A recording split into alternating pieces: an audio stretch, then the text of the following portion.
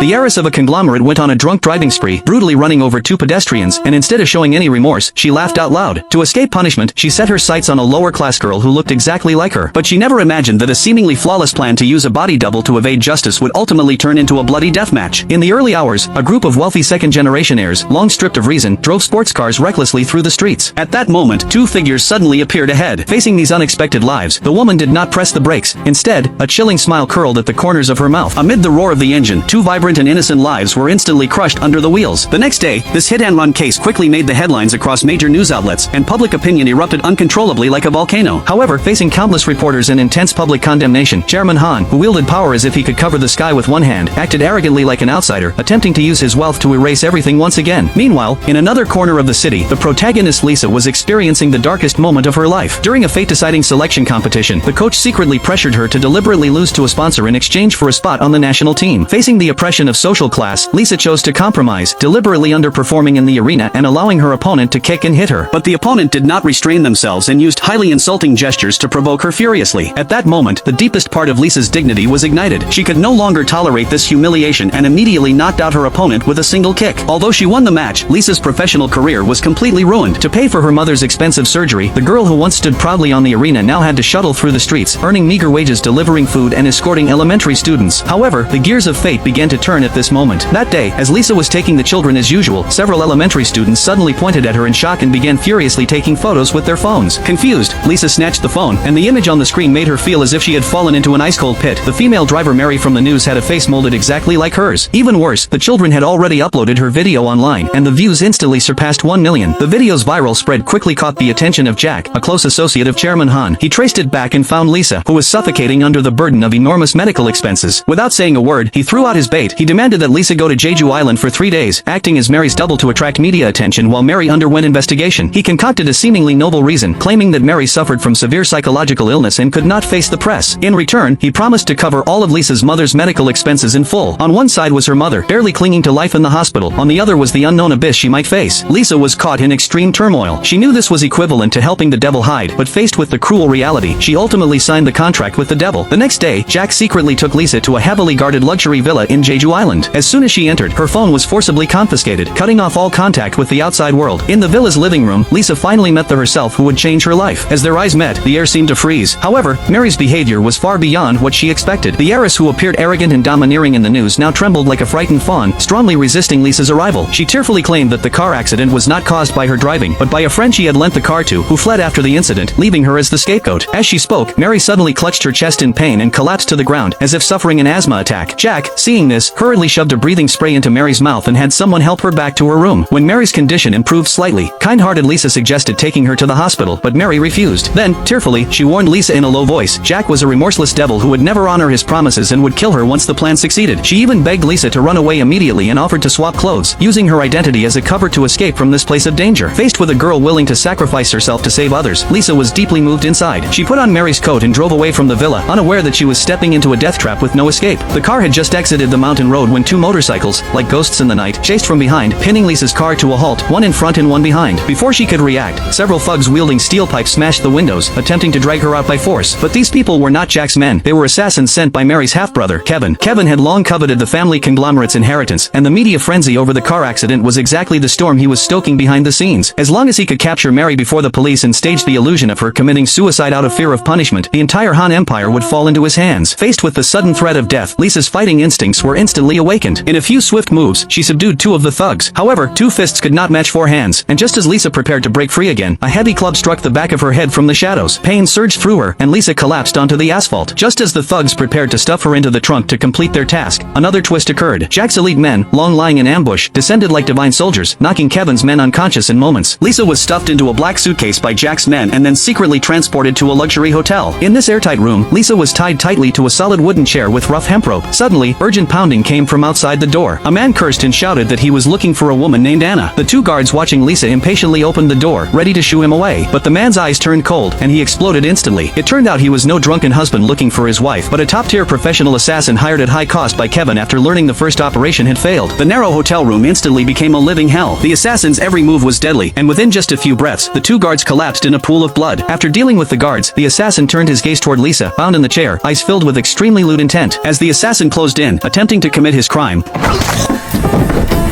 Lisa flung both herself and the chair backward, breaking free as the wood splintered. She grabbed a fallen dagger from the floor and darted out of the room like a fleeing rabbit. Escaping the room, Lisa felt like prey trapped in a massive labyrinth. The hotel had been completely sealed by both Jack's and Kevin's forces. She staggered to the elevator, and the doors opened with a ding, revealing 2 of Kevin's men inside. With no way to retreat, Lisa let out a fierce roar and charged head-on. In the narrow corridor, she fully leveraged her agility, dodging attacks while snatching a fire extinguisher from the wall, spraying it wildly at their faces. While they were blinded, she swung the extinguisher's metal cylinder, smashing it into their heads and forcing a bloody path. To evade pursuit, Lisa raced down the emergency stairwell, only to hear heavy footsteps on the ground floor. With no escape, she turned and pushed open an unlocked door. It was a storeroom filled with miscellaneous supplies, and at this critical moment, fate offered her a glimmer of mercy. Inside hid a waiter named Tom, who turned out to be a former classmate of Lisa. Although Tom had slightly delayed intelligence, he had always idolized Lisa for daring to confront the conglomerate on the arena floor years ago. With Tom's desperate cover and guidance, Lisa navigated through hidden service passages and the underground kitchen, narrowly avoiding wave after wave of searches. The hotel's revolving door on the first floor was now in sight, and Lisa sprinted with all her strength. But just as she was about to burst through, several of Jack's elite men suddenly appeared outside. They surrounded Lisa like a pack of hunting wolves. After a fierce struggle, a few burly men pinned her onto a pool table. The leader, expressionless, pulled out a high-voltage stun gun and jabbed it harshly into Lisa's waist. The intense spasms made her unable to support herself, and she immediately plunged into bottomless darkness. Lisa woke from unconsciousness, though she had no sense of how much time had passed. Standing before her was Kevin. It turned out Kevin had eliminated the obstacles Jack had left behind and successfully taken control of the situation. Looking at Lisa, tortured and barely recognizable, he sneered and threw down a pre-prepared share transfer agreement without compensation, forcing Lisa to sign as Mary, threatening to bury her alive if she refused. To survive, Lisa had no choice but to pretend to comply and let Kevin help untie the ropes. Just as he was about to untie her so she could sign, Jack, face full of murderous intent, returned with a large group of men. Enemies meeting fueled extreme hatred. The 2 factions' lackeys erupted into a brutal firefight over Lisa, their prey. Jack, a battle-hardened ruthless fighter, killed the few remaining bodyguards beside Kevin in just a few moves. Then he walked directly to Kevin, without a word, and slit his carotid artery. After dealing with Kevin, Jack's phone suddenly rang. Upon answering, he aimed the camera at Lisa. On the screen came Mary's extremely cold and mocking voice. She issued Jack the final execution order. Jack sneered, took a syringe filled with murky liquid from his bag, and, to completely crush Lisa's psychological defenses, cruelly delivered the final bombshell. Just 10 minutes ago, your mother passed away after missing the optimal rescue window. The words struck Lisa's heart like a heavy sledgehammer. Her mother, the very reason she had fought so desperately to survive, was now gone, extinguished by these wealthy elites. After the overwhelming grief and rage, adrenaline surged through her body uncontrollably. As Jack's needle was about to pierce her vein, Lisa let out a desperate roar. She grabbed Jack's wrist and stabbed him with a dagger, and before he could scream, she leapt into the air, delivering a flying kick to his face. The sound of his nasal bone shattering echoed through the basement, and Jack slammed into the wall, unconscious and covered in blood. Lisa did not immediately flee the hotel but turned toward a private room. Inside were the friends who had once partied with Mary, now writhing in a confused stupor. Lisa snatched one of their phones and recorded a video statement proving Mary had intentionally committed murder. With this fatal evidence capable of toppling the Hahn family, Lisa sent it directly to the whistleblower blogger who had been following the case and set it to post on a timer. Then Lisa drove straight toward the villa where Mary was hiding. Seeing all her guards taken down by Lisa, the heiress who had manipulated everything from behind the scenes finally felt true fear. In a panic, she grabbed a double-barreled shotgun and shakily aimed it at Lisa. However, the accustomed schemer didn't even cock the gun. Lisa felt no fear and stepped forward, one step at a time, toward the muzzle, snatched the shotgun, and kicked Mary unconscious. Looking at Mary lying on the ground, Lisa did not kill her but swapped their clothes. Soon, rapid footsteps sounded outside. Jack had awoken and was chasing her. Seeing the noise, a sly glint appeared in Lisa's eyes. She pushed Mary toward the door and quickly hid in the shadows. Jack, enraged, barged in, consumed by anger. Seeing a woman in Lisa's clothes charging at him in terror, he did not carefully check who it was. Without thinking, Jack pulled the trigger. The deafening gunshot echoed through the villa. The heiress, who had treated human life as nothing, finally died by the hand of her most trusted black-gloved enforcer. When Jack approached to confirm the body and realized it was the real Mary, a complex mix of emotions flooded him. Meanwhile, Lisa had quietly left the villa with the core evidence. With the scheduled email sent, the video went viral, sending waves through the internet. The Hahn Corporation's stock plummeted, and the once invincible conglomerate empire finally crumbled. Jack, meanwhile, became a casualty of the endless pursuit and power struggle among the elite.